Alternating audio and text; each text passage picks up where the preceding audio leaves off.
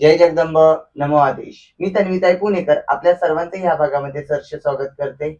बरेच दिवस झालं आपले जे काही प्रश्न कसे सोडवावे, प्रश्न इथे कसे सोडवले जातात, भाविक भक्तांच्या मार्गदर्शन कसे केले जातात याचे व्हिडिओ आपण टाकले होते आणि त्या व्हिडिओला तुम्ही सर्वांनी खूप छान प्रतिसाद सुद्धा दिला। खूप लोकांनी ते व्हिडिओ पाहिले, यासाठी मी सर्वांचे आभार सुद्धा मानते।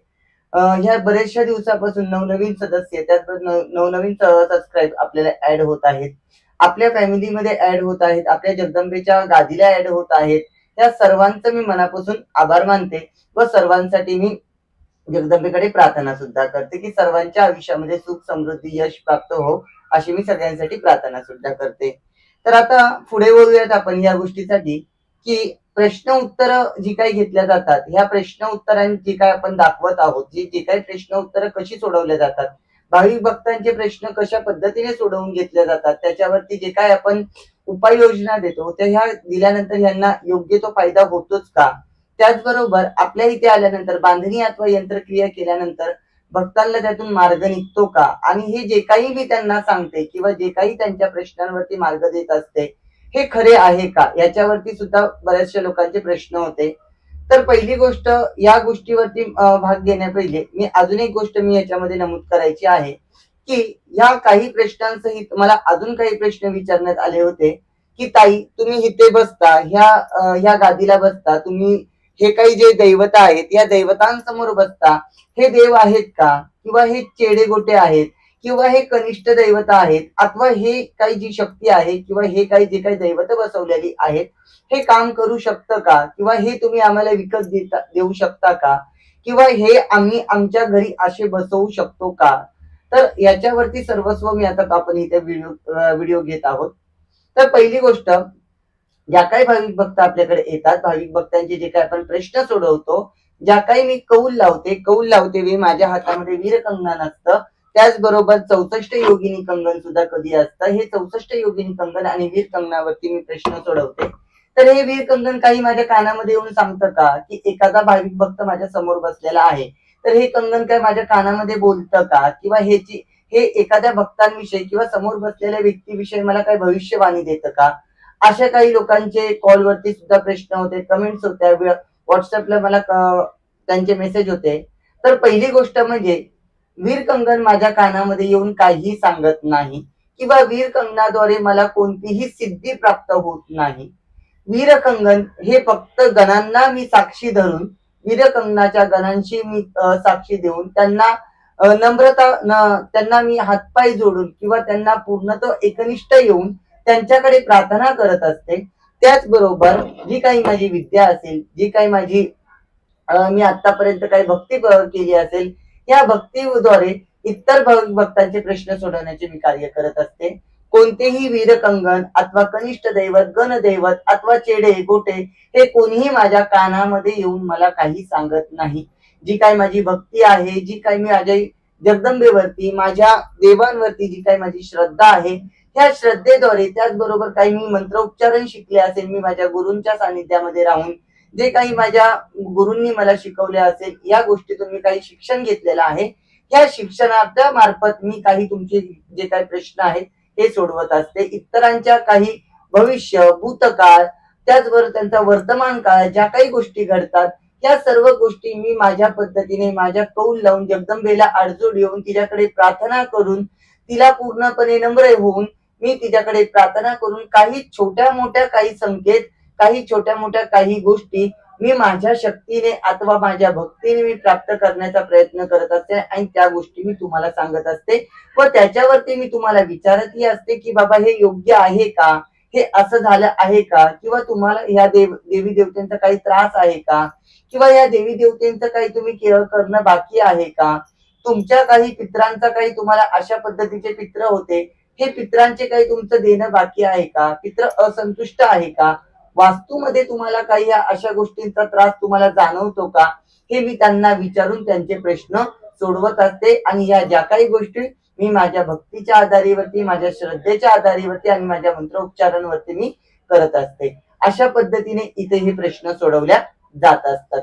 चला आता आपण पुढे पाहूया की चेडा गोटा विकत मिळतो का, आणि चेडे गोटे माझ्या घरात आहेत का, आणि मी चेडे विकते का। चला तर मग आता चेडे गोटे जर जे काही म्हणताल, आता हे जे काही माझ्या घरामध्ये दैवता आहेत, हे गणदैवत म्हणू शकता, याला कनिष्ठ दैवत म्हणू शकता. तर जाळीतला म्हसोबा झालं, त्याचबरोबर खारवड्याचा म्हसोबा, त्याचबरोबर पंचमुखी झालं, बाळातीन झालं, खापऱ्या झालं, हे सर्वस्व माझ्याकडे आहे. म्हणजे गणदैवतापासून कनिष्ठ दैवतापासून ते चेड्यांपासून सर्व माझ्याकडे आहे. एक भाविक भक्त होते, आपल्याकडे येऊन गेले होते का नव्हते मला माहित नाही, पण ते मला बोलले की ताई, मी तुमच्या देवघरामध्ये जे काही शेंदुराचे देव पाहिलेले आहेत, हे त्यातला तुम्ही एखादा देव मला विकत देऊ शकता का, व हा चेडा माझं काम करेल का, मी सांगेल ते ऐकेल का, अथवा मला जे हवं ते तो मला आणून देऊ शकतो का, मला एखाद्या परस्त्रीची संभोग करून देऊ शकतो का, त्याचबरोबर मला जे हवंय हे मला प्राप्त करून देऊ शकतो का, मी कोणतेही कष्ट न करता माझ्या घरामध्ये पैशाचा पाऊस पाडू शकतो का, त्याचबरोबर मी एखाद्यावरती जारण मारण तारण कोणत्याही विद्या केल्या तरी त्या त्याच्यापर्यंत जाऊ शकतील का, अथवा माझा जो काही घरातला कनिष्ठ दैवत झालं, चेडे झाले अथवा जे काही गोटे झाले, हे माझ्या म्हणण्याप्रमाणे माझे सर्वस्व भोग मला देऊ शकतात का. तर पहिली गोष्ट म्हणजे पहा, आपण कलियुगामध्ये जगत आहोत, त्यातल्या त्यात आपण 2025 मध्ये जगत आहोत. ह्या कलियुगामध्ये कोणालाही म्हणजे अक्षी कितीही थोर पुरुष असो, कितीही श्रीमंत असो अथवा कितीही गरीब असो, या कलियुगामध्ये एखाद्या व्यक्तीला तुम्ही कितीही देव सांभाळा, चेडे सांभाळा, भूत सांभाळा, गणदैवत सांभाळा अथवा देवांच्या वरचे देव तुमच्या घरामध्ये बसवा, कष्ट कोणाला चुकलेलं नाही. कोणीही विदाऊट कष्टाशिवाय तुम्हाला कुठल्याच गोष्टी प्राप्त करून देऊ शकत नाही. हा, हे जे काही गणदैवता आहेत, त्या गणदैवता मार्फत तुमच्या घरावरती येणारे काही संकट आहे ते तुम्ही दूर करू शकताल. एखाद्याच्या व्यक्तीला जर कोणत्या संकटाचा त्रास आहे तो तुम्ही दूर करू शकताल, अथवा एखाद्या वेळेस तुमच्या घरामध्ये आपत्कालीन काही त्रास होणार असेल, तो त्रास तुम्ही ह्या कनिष्ठ देवतेपासून कमी करू शकताल. तुमच्या घरामध्ये काही बाहेरच्या शक्तीचा काही वास असेल तर तुम्ही या शक्तीद्वारे कमी करू शकताल. पण तुम्ही असं म्हणताल मी खाट्यावरती बसून राहील आणि हे दैवत मला आणून देतील, तर असं कुठेच होत नाही. किंवा हे दैवत एखाद्याच्या शरीरावरती सोडवल्याने त्या व्यक्तीचं काही वाईट होईल, तर असं ह्या कलियुगामध्ये होत नाही. प्रत्येकाला माहिती असेल कुंजिका सूत्रामध्ये सुद्धा भगवान शिवाने पार्वतीला हेच सांगितलं आहे, कलियुगामध्ये हे जालन मारण तारण ह्या कोणत्याही विद्या काम करणार नाहीत, या पूर्णपणे क्लुप्त केलेल्या आहेत. हे जर आपल्याला शास्त्र सांगत आहे, शास्त्रातून आपल्याला ही माहिती भेटत आहे, आणि हे शास्त्र हजारो लाखो पूर्ण पृथ्वीच्या प्रारंभापासून ते पृथ्वीच्या उत्पत्ती पासून जर हे कार्य जर आपण सुरू झालेलं आहे, हे एवढ्या वर्षापूर्वीच्या काही गोष्टी आपल्याला पूर्ण ह्या शास्त्रामध्ये सांगितलेल्या आहेत, या कलियुगामध्ये होणार नाहीत हे सांगितलं असेल, तर आपण चेडे गोटे आपल्या म्हणण्यानुसार राहतील किंवा गोटे आपल्या म्हणण्यानुसार कार्य करतील, हे कुठल्या शक्तीचं किंवा हे कुठलं आपण ज्ञान प्राप्त केलं, ह्या ज्ञानाला काय अर्थ झाला. आता मी राहिला आहे आंबेगाव मध्ये, आंबेगाव पासून जवळच एक कात्रज म्हणून शहर आहे, म्हणजे कात्रज हा एक भाग आहे. या कात्रज मध्ये एक भुलटा भामटा नीच, त्याचबरोबर त्याच्या तोंडामध्ये चप्पल मारावी असा एक देवऋषी होता.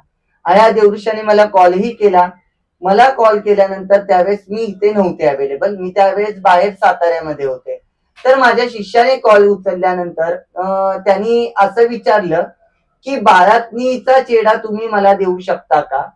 तर आमचे जे काही शिष्य होते ते बोलले की आम्ही काय सांगू शकत नाही, पण आमच्या तनुताईंना माहिती असेल.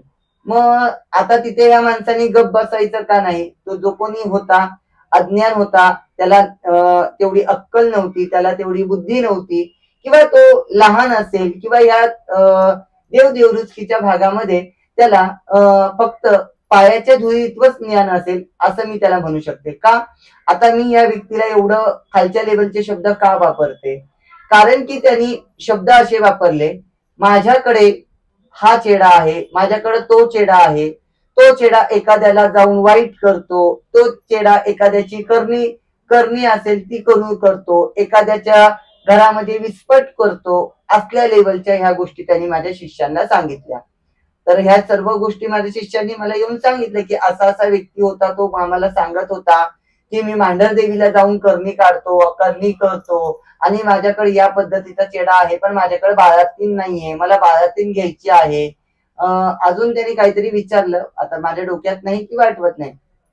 तर मुळात तो देवांच्या नावाखाली किंवा ह्या कनिष्ठ देवतेंच्या नावाखाली स्वतःला थोर पुरुष समजून घेऊन जी आमची आराध्य दैवत, आमची जी काही शक्ती किंवा आम्ही ज्या शक्तीची उपासना करतो, ज्या शक्तीला आम्ही आमचं दैवत मानतो, ज्या शक्तीला आम्ही पूजनीय धरतो, त्या शक्तीला तो करणी करणाऱ्या देवीच्या नावाने संबोधतो. तर अशा या भाविक भक्ताला किंवा अशा देवऋषाला माझं एकच सांगणं आहे, हे तुझं जे काही तोंड आहे हे आवड, नाहीतर माझी चप्पल जर तुझ्या तोंडामध्ये बसली तर हिजड्याच्या चपलीचा मार खाण्याइतपत तुझी लायकी सुद्धा कुठे राहणार नाही.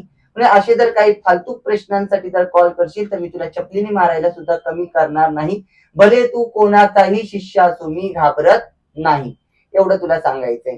तर हेच गोष्ट आहे, चेडे गोटे हे विकत भेटतात का? तर पहिली गोष्ट म्हणजे बरेचसे भाविक भक्त अशा पद्धतीचे जे काही दैवत आहे हे विकत देण्याची गोष्टी करतात. ह्या दैवतांना विकतात किंवा ह्या दैवतांची किंमत तुम्हाला 20,000, 25,000, 50,000, 1 लाखापासून 2-3 लाखापर्यंत सांगतात. आता हे दैवत लाख आणि 2 लाखाचे नाहीत.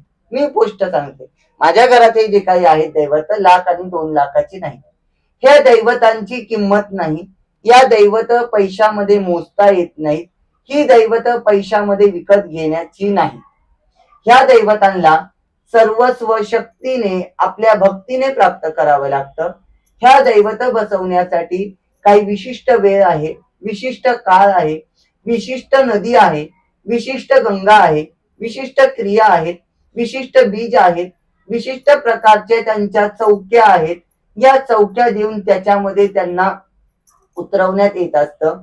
म्हणजे हे दैवत, आता मी जर म्हणेन तर ही दैवत तुम्हीही तुमच्या घरामध्ये बसवू शकता, त्याला हरकत नाही. पण त्याच्यासाठी काही क्रिया, त्याच्यासाठी काही शतकर्म, त्याच्या काहीसाठी काही मकर जागृती करणे, त्याच्यासाठी काही वेळ काळ सिद्धी प्राप्त करण्याची गरज असते. म्हणून अशा गोष्टी जरी बसवायच्या असतील तर त्या तुम्ही स्वतः बसवू शकता. त्यासाठी लाख, 2 लाख, 3 लाख, 50,000, 20,000 अशा भामट्या लोकांना देऊन फसण्याची गरज नाही. यासाठी कोणत्याही पैशाची गरज नाही, तर भक्ती आणि आपल्या श्रद्धेची गरज असणं गरजेचे आहे.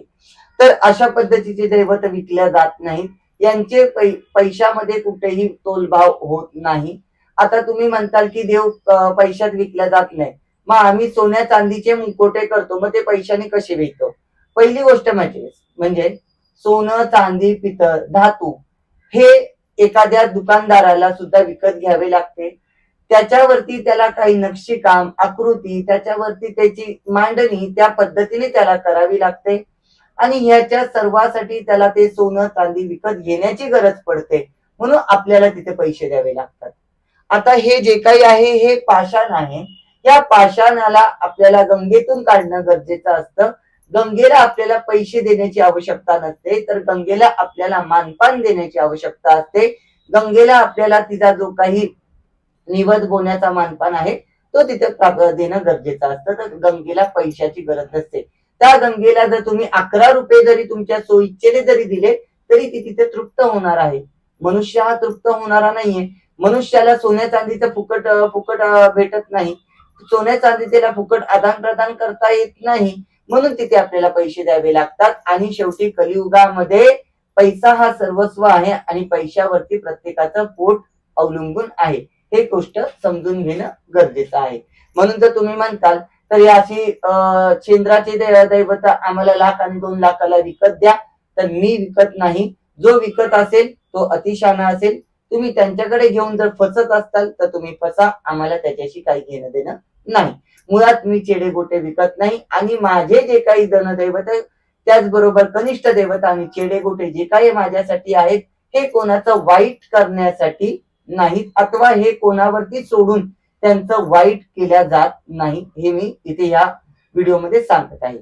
आता सर्व आपण झालं.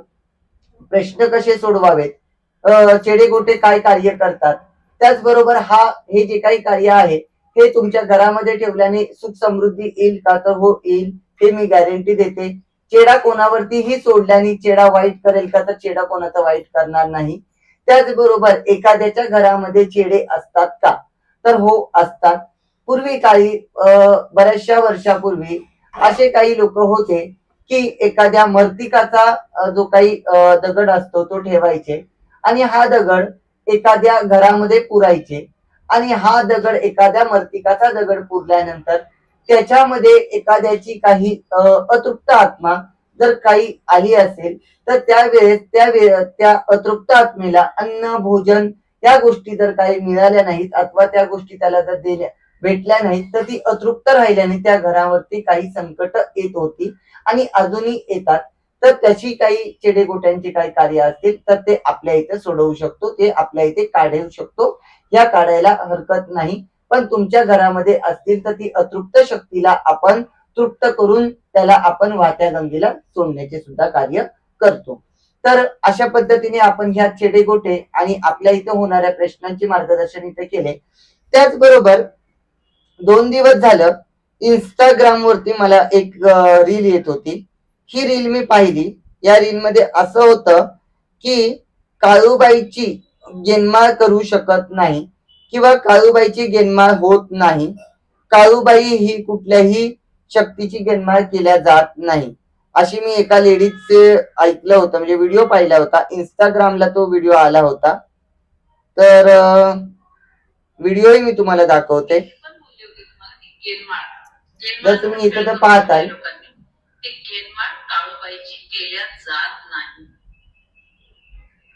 त्या ताई, त्याचबरोबर त्यांचा शिष्य पगडी घालणारा फेटेवाला हा अतिशाना, हे 2 लोक. मी आज ट्रोल करते, बिंदास ट्रोल करते. मी कोणाला घाबरत नाही, कुणाच्या बापाला घाबरत नाही आणि घाबरण्याची औलाद माझी नाही. कट्टर देशमुख आहे म्हणून कोणाला झुकत नाही, कोणाला घाबरत नाही. आता ही बाई सांगते काळूबाईची गेनमाळ केल्या जात नाही. काळूबाई ही महाकाली शक्ती आहे, मशानातली शक्ती आहे आणि काळूबाईची गेनमाळ केल्या जात नाही. मुळात काळूबाईची गेनमाळ केल्या जात नाही जर ही ताई म्हणत आहे तर देवीची गेनमाळ कधी केल्या जात नाही.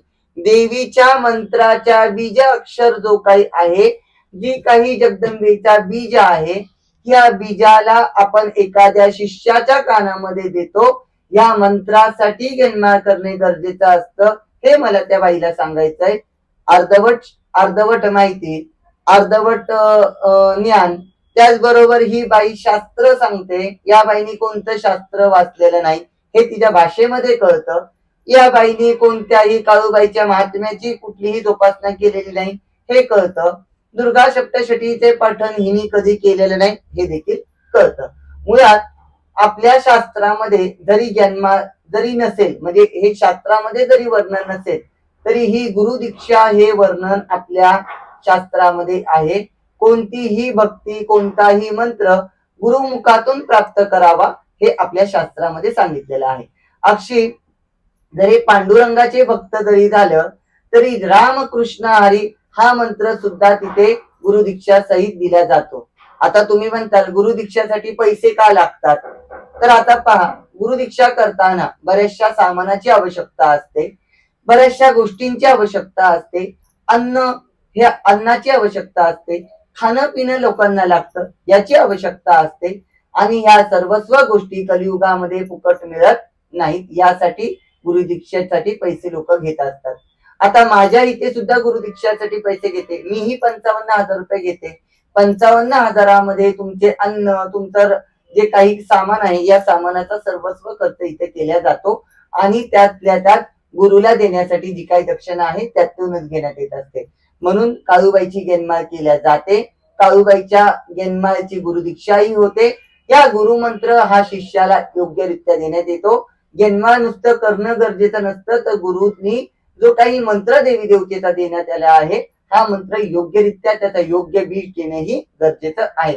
अशा पद्धतीने गुरुदीक्षा, त्याचबरोबर प्रश्न कसे सोडवणे आणि चेडा गोटा विकत दिला जातो का, चेडा विकला जातो का आणि चेडा काम करतो का, याचा आपण या व्हिडिओ मध्ये मार्गदर्शन घेतलेलं आहे.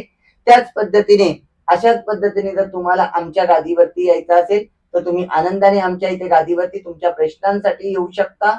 इथे येण्यासाठी आत्ता म्हणजे या आठवड्यामध्ये दिनांक 26 तारीख वार शनिवार अमावस्याची सुरुवात या दिवशी आपली गादी चालू आहे.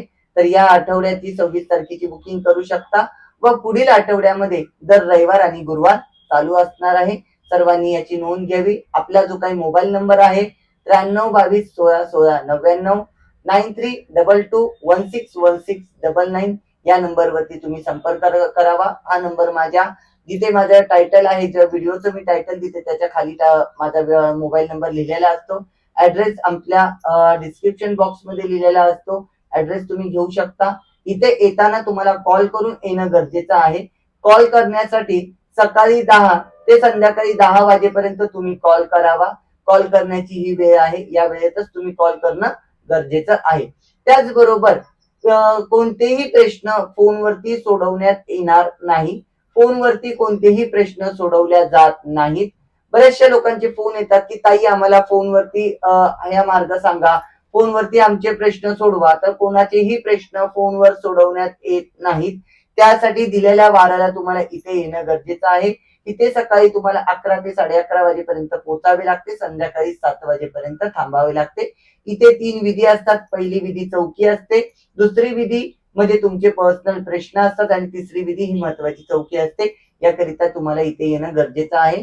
तर सर्वांनी आपल्या गादीवरती येण्यासाठी कॉल करून तुमच्या नावाची बुकिंग करावी. बुकिंग करून गादीवरती येऊ शकता. त्याचबरोबर सर्वांनी लाईक करा, सबस्क्राईब करा व त्याचबरोबर सर्वांच्या घरामध्ये जगदंबेच्या कृपेने व काळेश्वरीच्या कृपेने सर्वांच्या घरामध्ये सुख, शांतता व आनंद नांदो ही मी जगदंबेकडे प्रार्थना करते. अशाच पद्धतीने तुमचा सपोर्ट असू द्या. तुमचे जे काही प्रश्न, जर तुम्हाला काही प्रॉब्लेम्स वाटले असतील अथवा माझ्या सांगण्यामध्ये जर तुम्हाला काही समजलं नसेल तर निसंकोचपणे तुम्ही कमेंटद्वारे विचारू शकता. सर्वांना जय जगदंब. नमो आदि.